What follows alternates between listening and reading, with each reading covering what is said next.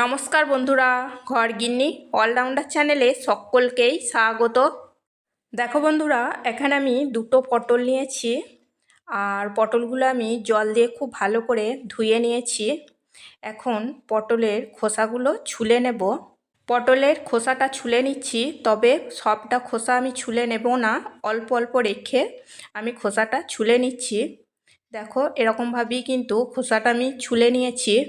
পটল দুটো আমার খোসা ছাড়ানো হয়ে গেছে। এখন আমি দু সাইডে একটু করে কেটে বাদ দিয়ে দিচ্ছি। এখন আমি এই পটল দুটোকে গ্রেট করে নেব। দেখো, একটা গ্রেটার নিয়েছি, এই গ্রেটারের সাহায্যে আমি পটলটা গ্রেট করে নিচ্ছি।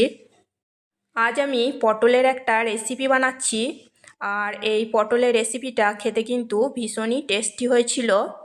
আমরা তো পটলের অনেক রকম রেসিপি বানিয়ে খাই, যদি একটু এরকমভাবে বানিয়ে খাই তাহলে কিন্তু মন্দ হয় না, খেতে কিন্তু ভীষণই ভালো লাগবে।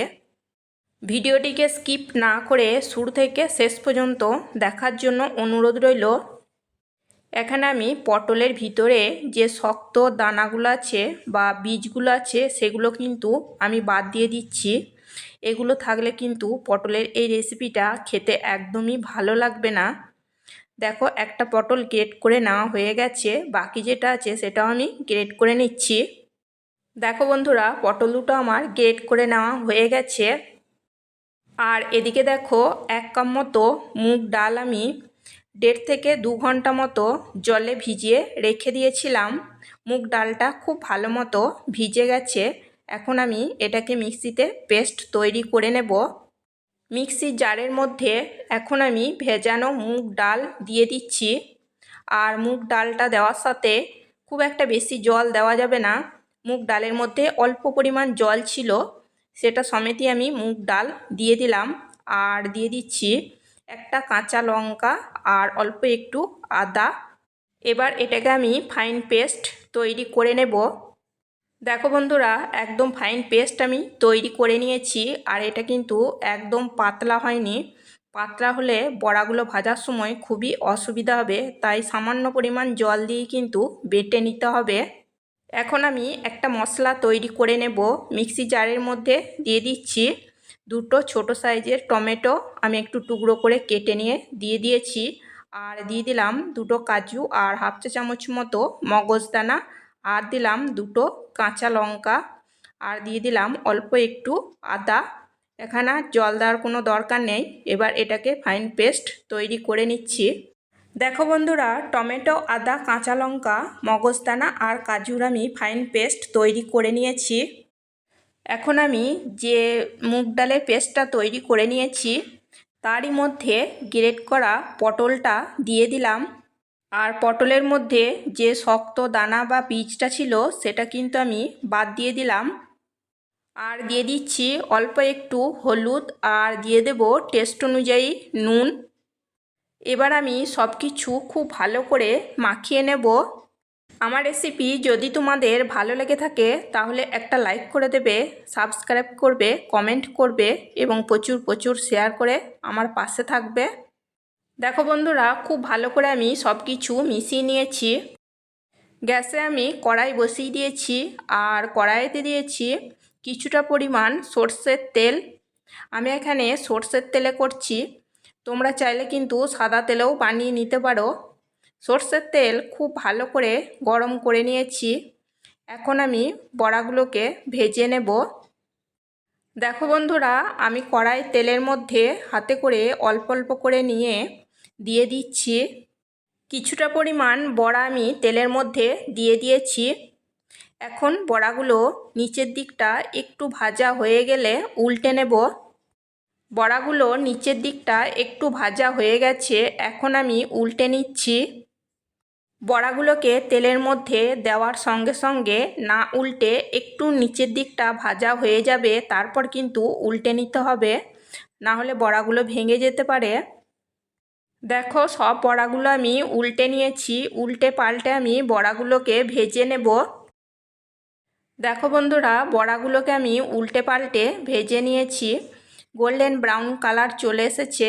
এখন আমি বড়াগুলোকে একটা ছাঁকনি দিয়ে তেল ঝরিয়ে ভালো করে নামিয়ে নেব। আর বাকি যে ব্যাটারটা আছে আমি একইভাবেই কিন্তু বড়া ভেজে নেব। দেখো বন্ধুরা, বাকি বড়াগুলো কিন্তু আমি একইভাবেই ভেজে নিয়েছি। আর এই বড়াগুলোকে আমি খুব ভালো করে তেল ঝরিয়ে নামিয়ে নিচ্ছি। এই বড়াগুলো কিন্তু শুধু মুখে খেতেও কিন্তু ভীষণই টেস্টি লাগে। বাকি রান্নাটা করতে কিন্তু এতটা তেল লাগবে না, আমি একটু তেলটা তুলে নেব। দেখো বন্ধুরা, তেলটা আমি একটু কমিয়ে নিয়েছি, যেটুকু রান্না করতে লাগবে আমি সেটুকুই নিয়েছি। আর বাকিটা নামিয়ে নিয়েছি। এখন ফোড়নে দিয়ে দিয়েছি তেজপাতা, শুকনো লঙ্কা আর হাফ চা চামচ পাঁচ ফোড়ন। আর দিয়ে দিলাম গোটা গরম মশলা। গরম মশলা বলতে এলাচ, লবঙ্গ আর দারচিনি দিয়েছি। আর এলাচটা আমি মুখ ফাটিয়ে নিয়ে দিয়েছি। ফোড়নটা থেকে যখন সুন্দর একটা মিষ্টি গন্ধ বেরিয়েছে তখন আমি দিয়ে দিয়েছি এখানে একটা মিডিয়াম সাইজের আলু। একটা মিডিয়াম সাইজের আলু আমি ডুমো ডুমো করে কেটে নিয়ে দিয়ে দিয়েছি। আলুটা দিয়ে একটু নাড়াচাড়া করে নিয়ে এখন আমি গ্যাসের ফ্লেমটা লোতে রেখে একটুখানি ঢাকা দিয়ে নেব, এতে করে আলুটা খুব ভালো করে কষিয়ে নেওয়া যাবে। 4 থেকে 5 মিনিট মতো আমি লো ফ্লেমে আলুটা ঢাকা দিয়ে খুব ভালো করে কষিয়ে নিয়েছি বা ভেজে নিয়েছি। দেখো একদম লাল লাল হয়ে ভাজা হয়ে গেছে। মাঝে একবার ঢাকা সরিয়ে নাড়াচাড়া করে নিয়েছিলাম। এখন আমি যে মশলার পেস্টটা তৈরি করে রেখেছিলাম সেটাই এখন দিয়ে দিলাম। আর এটা পেস্ট তৈরি করার সময় আমি 2টো কাঁচা লঙ্কা দিয়েছি। তোমরা কিন্তু তোমাদের পছন্দ মতো ঝাল দিয়ে নেবে। একটু নাড়াচাড়া করে নিলাম। এবার এখানে কিছু গুঁড়ো মশলা দিয়ে দেব। দিয়ে দিচ্ছি 1 চামচ মতো ধনে জিরের গুঁড়ো। আর দিয়ে দিচ্ছি 1 চামচ মতো হলুদ। আর দিয়ে দেব হাফ চামচ মতো কাশ্মীরি রেড চিলি পাউডার। এখানে কাশ্মীরি রেড চিলি পাউডার দিয়েছি শুধুমাত্র সুন্দর একটা কালার আসার জন্য। সব কিছু খুব ভালো করে কষিয়ে নেওয়ার জন্য মশলার বাটিটা ধুই অল্প একটু জল দিয়ে নিলাম। এবার আমি মশলাটা খুব ভালো করে কষিয়ে নেব।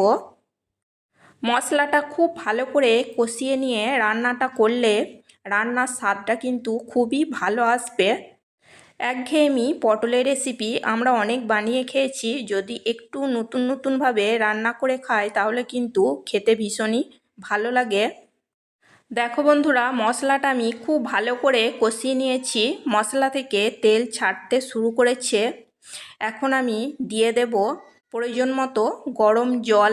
মানে এখানে একটু জলের পরিমাণটা বেশি দিয়ে নিতে হবে, কারণ যখন আমি বড়াগুলো দেব বড়াগুলো কিন্তু অনেকটা জল টেনে নেবে। তাই একটু বেশি পরিমাণ জল আমি দিয়ে নিলাম। জল দেওয়ার পর খুব ভালো করে আমি নাড়াচাড়া করে মিশিয়ে নিলাম। এখন আমি এখানে দিয়ে দেব টেস্ট অনুযায়ী নুন। নুন দিয়ে আবারও একটু নাড়াচাড়া করে নেওয়ার পর গ্যাসের ফ্লেমটা মিডিয়াম রেখে ঢাকা দিয়ে কিছুক্ষণ রান্না করে নেব। 3 থেকে 4 মিনিট মতো মিডিয়াম ফ্লেমে আমি ঢাকা দিয়ে রান্না করে নিয়েছি। এখন ঢাকা সরিয়ে একটু নাড়াচাড়া করে নেব। আলুগুলো কিন্তু খুব ভালো মতো সেদ্ধ হয়ে গেছে। যখন আমি আলুগুলো কষিয়ে নিয়েছিলাম তখনই কিন্তু অনেকটাই সেদ্ধ হয়ে গেছিলো। এখন আমি এখানে দিয়ে দিলাম ভেজে রাখা বড়াগুলো। বড়াগুলো দিয়ে খুব ভালো করে আমি মিশিয়ে নিলাম। মিশিয়ে নেওয়ার পর গ্যাসের ফ্লেমটা আবারও আমি মিডিয়াম রেখে ঢাকা দিয়ে কিছুক্ষণ রান্না করে নেব। এতে করে বড়াগুলো খুব ভালো মতো রান্না হয়ে যাবে বা বড়ার মধ্যে খুব ভালো মতো ঝাল মশলা ঢুকে যাবে। 3 থেকে 4 মিনিট মতো মিডিয়াম ফ্লেমে আমি ঢাকা দিয়ে রান্না করে নিয়েছি। খুব বেশি রান্না করা যাবে না, তাহলে কিন্তু বড়াগুলো নরম হয়ে একদম গলে যাবে বা ভেঙে যেতে পারে। এখন আমি ঢাকা সরিয়ে একটু নাড়াচাড়া করে নিলাম। এখন দিয়ে দিচ্ছি 1 চামচ মতো চিনি। যেহেতু এটা নিরামিষ রান্না তাই একটু মিষ্টি মিষ্টি হলে খেতে ভীষণই ভালো লাগে। আর দিয়ে দিলাম একদম ছোট চামচের হাফ চামচ মতো গরম মশলা। চিনি আর গরম মশলা খুব ভালো করে মিশিয়ে নেব। চিনি আর গরম মশলা খুব ভালো করে মিশিয়ে নিয়েছি। ব্যাস তৈরি হয়ে গেছে নিরামিষ পটলে বড়ার তরকারি। এখন আমি গ্যাসের ফ্লেমটা অফ করে দেব এবং 5 মিনিট ঢাকা দিয়ে নেব স্ট্যান্ডিং টাইমের জন্য। 5 মিনিট ঢাকা দিয়ে স্ট্যান্ডিং টাইম দিয়ে নিয়েছি। এখন আমি নামিয়ে নেব। দেখো তরকারি কালারটাও কিন্তু খুব সুন্দর এসেছে। বন্ধুরা অবশ্যই একবার বানিয়ে খাবে। দুপুরে গরম গরম ভাতের সাথে কিংবা রুটি পরোটার সাথে খেতে কিন্তু ভীষণই ভালো লাগবে। আজকের মতো এই পর্যন্তই। আবার আসবো অন্য কোনো নতুন রেসিপি নিয়ে। সবাই সুস্থ থাকবে, ভালো থাকবে। চলো টাটা, বাই।